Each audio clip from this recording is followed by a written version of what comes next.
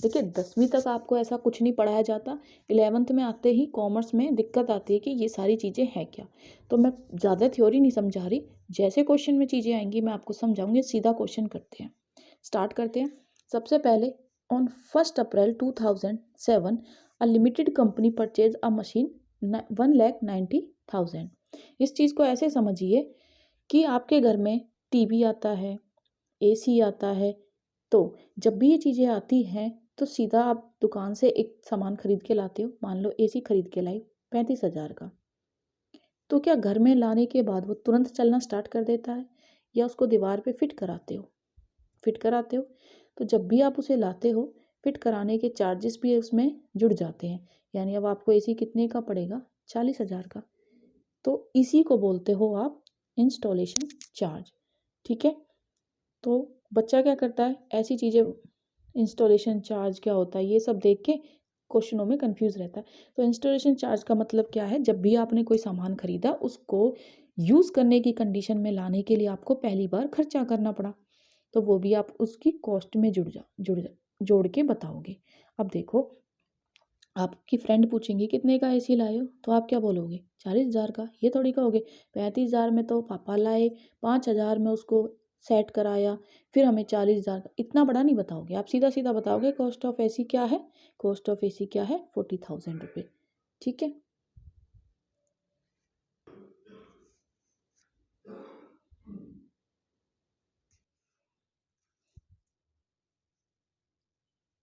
आगे देखिए, at the date of purchase it was estimated that the scrap value. अब बच्चों के दिमाग में आता है स्क्रैप वैल्यू क्या होती है, of the machine would be 50,000 at the end of the 6 year. 6 साल बाद आपका एसी अगर पुराना हो जाता है और तब आप उसे कबाड़े में बेच देते हो और वहाँ से आपको 5,000 या 15,000 कुछ इस तरह से मिलता है, तो इसे बोलते हो आप स्क्रैप वैल्यू। यानी चीज़ जब पुरानी हो जाए उसके बाद वो बिक जाए और कुछ आपको मिल जाए तो वह स्क्रैप वैल्यू। ठीक है। आगे क्वेश्चन क्या कहता है, give machine account, depreciation account. तो क्वेश्चन खुद ही कह रहा है कि आपको मशीन अकाउंट बनाना है, दूसरा depreciation account banana in the book of company for 4 year. यानी 4 साल तक आपको मशीन अकाउंट बना के और डेप्रिसिएशन अकाउंट बना के दिखाना है। After providing depreciation by fix installation method. Fix installation method क्या होता है? डेप्रिसिएशन लगाने के दो तरीके होते हैं, पहला SLM मेथड, दूसरा है WDV मेथड। अभी हम सिर्फ ये पढ़ेंगे SLM मेथड क्या होता है। स्ट्रेट लाइन मेथड, इसी को बोलते हो आप ओरिजिनल कॉस्ट मेथड, और इसी को बोलते हो आप फिक्स इंस्टॉलमेंट मेथड। इसमें क्या होता है कि जितना आपने 2007 में डेप्रिसिएशन लगाया है उतना ही हर साल लगता रहेगा। ठीक है। एक बार डेप्रिसिएशन निकाल लिया तो हर साल उसी से आपको क्वेश्चन को सॉल्व करना है। WDV में क्या होता है, हर साल डेप्रिसिएशन अलग अलग निकलता है, ये हम बाद में डिस्कस करेंगे। अभी क्वेश्चन को सॉल्व करते हैं। एनुअल डेप्रिसिएशन कैसे निकाला जाता है, तो आपको फॉर्मूला याद करना है, कॉस्ट ऑफ असेट्स माइनस में scrap value divided by estimated life of assets. ये क्या होता है? कॉस्ट ऑफ एसेट्स क्या कहती है कि आप सामान कितने का खरीद के लाए। क्वेश्चन में मशीन कितने की खरीद के लाए हो? 1,90,000 की। जमा में उसमें 10,000 इंस्टॉलेशन चार्ज, यानी आपकी टोटल मशीन कितने की हो गई? 2 लाख की। जिसमें से आपने जब उसे बेच दिया तो आपको कितने मिले? 50,000। यानी अगर आप ध्यान से देखो तो आपको मशीन कितने की पड़ी? 2 लाख में से 50,000 गए, 1,50,000 की। यहाँ तक कोई दिक्कत? अब जो आपको 1,50,000 की मशीन पड़ी है, अब 1,50,000 की मशीन को आप कितने साल यूज़ करोगे? 6 साल। ठीक है। तो अगर मैं आपसे पूछूं हर साल आपने कितने रुपए की मशीन को यूज़ किया है, तो डिवाइडेड बाय 6, तो 6 दूनी 12, 3 6, तो 25,000 पे कट के आ जाएगा। यानी हर साल आपने उस पे 25,000 का एनुअल डेप्रिसिएशन लगाना है। ठीक है। ये देखिए, जितने की लाए उसमें से स्क्रैप वैल्यू डिवाइडेड बाय जितने साल यूज़ की, तो हर साल की कॉस्ट आपको मिल जाएगी। अब अगर मैं आपसे ये पूछूं कि ये जो 25,000 है, ये 2 लाख की जो मशीन लाए हो उसका कितना परसेंट है? तो मैथ में आपने निकालना सीखा ही होगा। 25,000 जितना डेप्रिसिएशन है divided by 2 lakh total amount of machine into 100। अब बच्चे क्या गड़बड़ करेंगे कि मशीन की जो मैंने कॉस्ट 1.5 लाख मानी थी स्क्रैप वैल्यू को लेस करके, वो यहाँ भी 1.5 लाख करने की कोशिश करेंगे कि यहाँ से 50,000 मुझे मिले हैं तो यहाँ भी लेस कर दूँ, यानी वो 1.5 लाख बेस मानेंगे, जबकि ऐसा नहीं होता। क्यों? क्योंकि रेट ऑफ डेप्रिसिएशन क्या कहता है, अमाउंट ऑफ डेप्रिसिएशन यानी जो हमने 25,000 निकाले divided by total cost of assets, total cost of ये वाला प्राइस कौन सा, ये 2 लाख, इसमें से ये जो लेस करना है इसको यहाँ नहीं छेड़ना। जब आप बेस निकाल रहे हो तो सिर्फ टोटल कॉस्ट ऑफ असेट्स को लेना है, यहाँ पे आपको स्क्रैप वैल्यू को इग्नोर करना है या भूल जाना है कि कोई स्क्रैप वैल्यू है। स्क्रैप वैल्यू सिर्फ यहाँ तक आपको यूज़ करनी है, ठीक है। तो आगे देखिए, 25,000 आपका एनुअल चार्ज है, ठीक है, annual depreciation. Cost of machinery आपकी 2 लाख, कैसे, 1,90,000 की खरीदी और उस पर 10,000 आपने स्पेंड किया, 2 लाख गुना में 100। कभी भी आप रेट ऑफ इंटरेस्ट निकालते हो, रेट ऑफ डेप्रिसिएशन निकालते हो, वहाँ पे आपको 100 लगाना पड़ता है। 10th में पढ़ा होगा आपने, किसी भी चीज़ को रेट में कन्वर्ट करने के लिए मल्टीप्लाई बाय 100। ब्याज वाले क्वेश्चन में किया होगा, प्रॉफिट एंड लाभ वाले में भी किया होगा 10वीं में आपने, ठीक है, तो नई चीज़ नहीं है ये। तो अब यहाँ पे देख लो, 25,000 को 2 लाख गुना में 100 काट लो, 2 जीरो से यहाँ जीरो कैंसिल, 3 जीरो से ये जीरो कैंसिल, 25 को जब आप 2 से कैंसिल करोगे तो 12.5% आएगा, ठीक है। यानी आपका जो हर साल का रेट ऑफ इंटरेस्ट डेप्रिसिएशन है वो 12.5 है। आगे देखिए,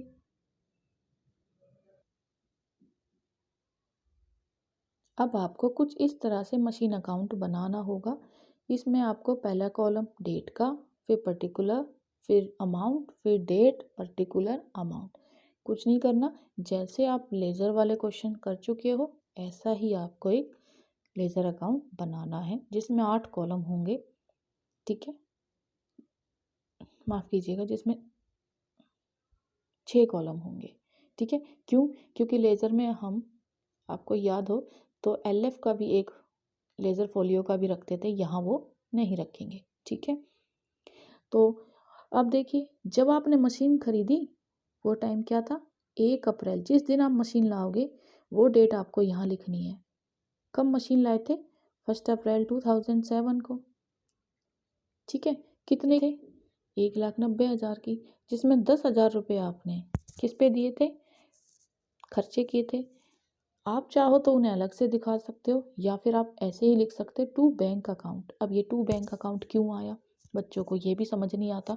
तो बैंक अकाउंट क्यों आया, आपने जनरल अकाउंट तो किया है, जनरल में जब भी आप मशीन खरीद के लाते हो तो एंट्री क्या करते हो, machine account debit to cash. मैंने कैश की जगह यहाँ बैंक को लिख दिया, बस कैश को नहीं लिखना, बैंक लिख दिया। तो मशीन अकाउंट क्या हो गई, डेबिट। तो मशीन अकाउंट से जब हम जनरल से लेजर बनाएंगे तो मशीन अगर डेबिट है तो उसके डेबिट में चलो, यहाँ आ गए, और उसके डेबिट में लिख दो दूसरी एंट्री यानी टू बैंक। तो यहाँ पे आप क्या लिख दोगे, टू बैंक 1,90,000, ठीक है। और जब आपने एक्सपेंस दिए होंगे तो देखिए, जब आपने पहले क्वेश्चंस में रूल्स पढ़े होंगे, कैपिटल और रेवेन्यू, कौन से कैपिटल एक्सपेंस है और कौन से रेवेन्यू एक्सपेंस है। रेवेन्यू एक्सपेंस आपके 1 ईयर के अंदर जो किए जाते हैं वही रेवेन्यू एक्सपेंस होते हैं। लॉन्ग टर्म यानी 1 ईयर से ज़्यादा टाइम के लिए जो खर्चे किए जाएंगे वो कैपिटल एक्सपेंस। जब मशीन पहली बार, फर्स्ट टाइम, चाहे तो वो आपने ओल्ड मशीन ली हो, सेकंड हैंड, कहीं कहीं आपको आगे क्वेश्चन में दिखेगा, चाहे आपने न्यू मशीन ली हो, दोनों ही सिचुएशन में जब पहली बार आप उस पर रिपेयर, सर्विस, इंस्टॉलेशन चार्ज दोगे, वेजेस चार्ज दोगे, तो वो सब कैपिटल एक्सपेंस माने जाएंगे फर्स्ट टाइम, इमीडिएट, उसी दिन। अगर आप 2 महीने बाद, 1 महीने बाद या 3 दिन बाद या 4 दिन बाद खर्चे कर रहे हो मशीन के ऊपर रिपेयरिंग में, सर्विस में, उसे ठीक कराने में, चाहे वो नई हो पुरानी हो, तो वो सारे खर्चे रेवेन्यू एक्सपेंस माने जाएंगे। ठीक है, तो जब आप पहली बार खर्चे कर रहे हो तो वेजेस जो भी कर रहे हो, इंस्टॉल कर रहे हो, वो सारे मशीन अकाउंट में डेबिट हो जाएंगे। तो machine account debit to cash, यानी कैश की जगह हमने यहाँ पे क्या लिखना है, बैंक। मशीन अकाउंट का लेजर बना रहे हैं, मशीन अकाउंट डेबिट हो रहा है तो इसके डेबिट में यहाँ खड़े हो जाओ। ठीक है, यहाँ आ जाओ और टू बैंक यहाँ पे लिख दो। तो ये देखिए हमने लिख दिया टू बैंक 10,000। ठीक है, अब मेरा इस साइड डेबिट साइड का टोटल कितना होगा, 1,90,000 की मशीन लाई और 10,000 कितना हो गया भाई, 2,00,000। तो ये मेरा 2,00,000 आ गया। ये तो था मेरा डेबिट साइड। अब चलते हैं क्रेडिट साइड। उतने ही क्रेडिट साइड होना चाहिए अकॉर्डिंग टू ड्यूअल कॉन्सेप्ट। ठीक है, तो लगाते हैं क्रेडिट साइड में। अब देखो 1 अप्रैल के बाद 12 महीने बाद, यानी 1 साल की आप अकाउंट बना रहे हो तो वही डेट डालोगे, यानी 31 मार्च 2008। 1 अप्रैल के बाद 2007 के बाद दिसंबर भी आया होगा, उसके बाद जनवरी आई होगी, तो 2008 स्टार्ट हो गया। अब इसे आप फाइनेंशियल ईयर कहते हो। ठीक है, फाइनेंशियल ईयर में क्या होता है कि आप 1 अप्रैल से अपना अकाउंट स्टार्ट करते हो और 31 दिसंबर पे ख़त्म करते हो, सॉरी 31 मार्च पे एंड करते हो। और कैलेंडर ईयर क्या होता है, कैलेंडर ईयर में आप 1 जनवरी से 31 दिसंबर तक का टाइम पीरियड लेते हो, ये 1 साल माना जाता है, जो नॉर्मली हम कैलेंडर में मोबाइल में ये देखते हैं। ठीक है, लेकिन आप ये बताओ जब स्कूल में पढ़ते हो तो आपका एडमिशन कब होता है, अप्रैल में, और एग्ज़ाम कब होते हैं, मार्च में। ऐसे चाहो तो ऐसे याद रख लेना। ऐसे कंपनियां मार्च में रिटर्न भरती है, यानी टैक्स भरती है, तो वो 1 अप्रैल से अपना नया सेशन स्टार्ट करती है और मार्च तक ले जाती है। तो आप हमेशा डेप्रिसिएशन में अगर कुछ भी नहीं बोला है तो 1 अप्रैल से 31 मार्च तक की डेट का टाइम लोगे। और अगर क्वेश्चन खुद कह रहा है कि कैलेंडर ईयर फॉलो करो, ठीक है, कैलेंडर ईयर्स को फॉलो करो, तो कैलेंडर ईयर फॉलो करोगे तब आप यहाँ 1 जनवरी से 31 दिसंबर डाल दोगे। कोई डाउट? आगे बढ़ते हैं। आगे देखिए यहाँ पे डालती है 31 मार्च 2008। मशीन कितने की लाए थे, 2,00,000 की। चाहो तो परसेंटेज निकाल लो, 12.5 आया था। अगर आप ये कैलकुलेशन से बचना चाहते हैं तो वहाँ हमने डायरेक्ट ही 25,000 निकाले थे हर साल डेप्रिसिएशन, तो वही 25,000 अमाउंट यहाँ लिख सकते हो। ठीक है, अब 2,00,000 टोटल था, उसमें से 25,000 चले गए तो बैलेंस कितना बचा भाई, यहाँ 2,00,000 है और मुझे यहाँ 2,00,000 पूरे करने हैं, 25,000 मैंने लेस कर दिया तो बैलेंस बचा 1,75,000। नेक्स्ट ईयर आप इसी अमाउंट को यहाँ लिख दोगे और बस एक दिन चेंज कर दोगे, यानी ये देखिए 2008 है, 2008 है, 31 मार्च के बाद अगला दिन कौन सा, 1 अप्रैल, तो टू बैलेंस ब्रॉट डाउन 1,75,000। ठीक है, यहाँ तक समझ में आ गया। अब इसके बाद हमें 4 साल तक ये बनाना है, बोला है कि मशीन अकाउंट 4 साल तक बनाइए। तो यहाँ पे देखिए 2009 का 31 मार्च 2009 अगली डेट डाली, फिर से डेप्रिसिएशन वही कितना जो हमने निकाला था। कैसे निकाला था, 2,00,000 की मशीन थी, 50,000 में बेच, तो यहाँ देखिए अगले साल भी आप 25,000 का डेप्रिसिएशन शो करोगे। इस साल 1,75,000 में से इस बैलेंस ब्राउट डाउन से डेप्रिसिएशन का प्राइस लेस करते जाइए। 1,25,000 में से 25,000 लेस कीजिए, 50,000